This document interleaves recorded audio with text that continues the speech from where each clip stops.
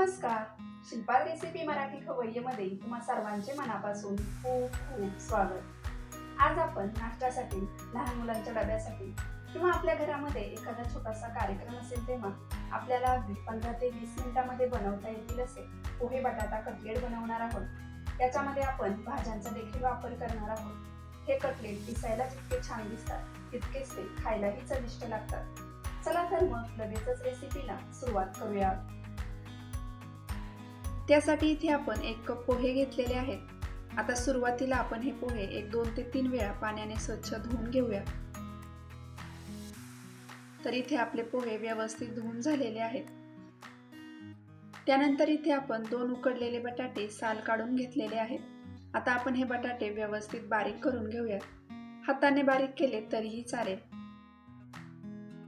तर इथे आपले बटाटे व्यवस्थित बारीक करून झालेले आहेत. आता आपण याच्यामध्ये भिजवलेले पोहे टाकून घेऊया. पोहे आणि बटाटे आपल्याला व्यवस्थित मिक्स करून घ्यायचे आहेत.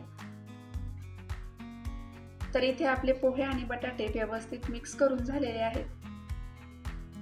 आता आपण याच्यामध्ये 2 चमचे तांदळाचे पीठ टाकून घेऊया. त्यानंतर इथे आपण कांदा, गाजर आणि शिमला मिरची बारीक कापून घेतलेली आहे ती देखील टाकून घेऊया. त्यानंतर बारीक चिरलेली कोथिंबीर टाकून घेऊया. त्यानंतर चवीनुसार मीठ, अर्धा चमचा लाल तिखट, अर्धा चमचा काळी मिरी पावडर, अर्धा चमचा आमचूर पावडर देखील टाकून घेऊया. आता हे सर्व आपण व्यवस्थित मिक्स करून घेऊया. तर इथे आपले मिश्रण व्यवस्थित मिक्स करून झालेले आहे. त्यानंतर आता आपण हाताला तेल लावून घेऊया.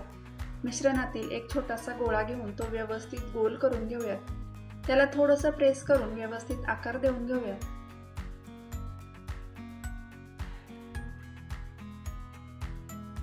तर इथे आपलं कटलेट बनवून तयार झालेलं आहे. आता आपण या अशाच पद्धतीने बाकीचे राहिलेले सर्व कटलेट बनवून घेऊया. तर इथे आपण सर्व कटलेट बनवून घेतलेले आहेत. हे कटलेट आपण अर्धा तास फ्रीजमध्ये सेट होण्यासाठी ठेवले तरीही चालेल. त्यानंतर एका वाटीमध्ये 2 चमचे मैदा घेऊया. आता याच्यामध्ये आपल्याला थोडं थोडं पाणी घालून याचं मिश्रण तयार करून घ्यायचं आहे. तर इथे आपले मिश्रण तयार करून झालेले आहे. त्यानंतर इथे आपण ब्रेड क्रम्स घेतलेले आहेत. आता सुरुवातीला आपण कटलेट मिश्रणामध्ये व्यवस्थित बुडवून घेऊयात आणि त्यानंतर आपल्याला हे कटलेट या ब्रेड क्रम्सने व्यवस्थित कोट करून घ्यायचे आहे.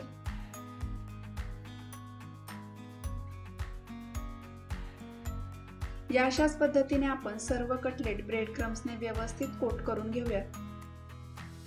त्यानंतर इथे आपण कटलेट तळण्यासाठी तेल व्यवस्थित गरम करून घेतलेले आहे. आता आपण या तेलामध्ये कटलेट सोडून घेऊया. आता हे कटलेट आपण मीडियम फ्लेमवरती छान सोनेरी रंग येईपर्यंत तळून घेऊया. 2 ते 3 मिनिटांनंतर कटलेट आपल्याला पलटी करून घ्यायचे आहेत.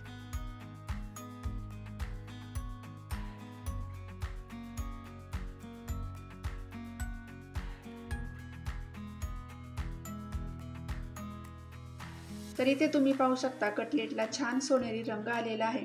कटलेट व्यवस्थित तळून झालेले आहेत. आता हे कटलेट आपण एका प्लेटमध्ये काढून घेऊया.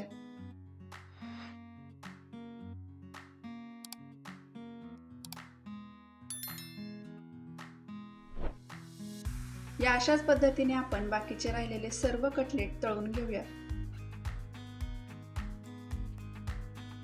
तर इथे तुम्ही पाहू शकता आपले छान कुरकुरीत पोहे बटाटा कटलेट तयार झालेले आहे.